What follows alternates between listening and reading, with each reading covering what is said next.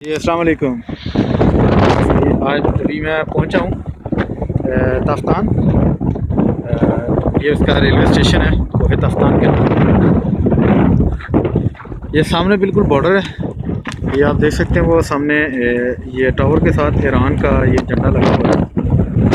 ठीक है, ये बॉर्डर अभी मैं बॉर्डर को भी आपको लेके चलता हूँ। ठीक है, तो ये जी एक पाकिस्तान का एक अलग ही जो है ना वो कोने के ऊपर ये एक बॉर्डर है, ताफ्तान बॉर्डर।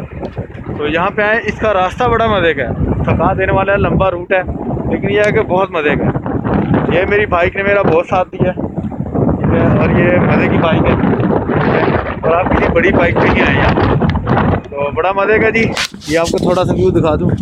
ये पीछे जी ये सारा जो है ये ताफ्तान का शहर है, और ये मोस्टली ज़्यादा जो है ना वो ट्रकों का शहर ही लगता है। ये पीछे कोहे तफ्तान है, ये पीछे जो पहाड़ इसके नज़र आ रहे हैं आपको, और बड़ा खूबसूरत इसका जो है ना वो रास्ता है।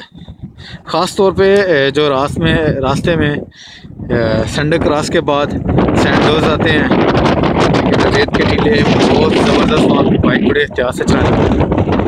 जी बलूचिस्तान एक अनकही दास्तान के हवाले से ये एक एपिसोड थी। एंजॉय करें, मिलते हैं अगली किस्त में।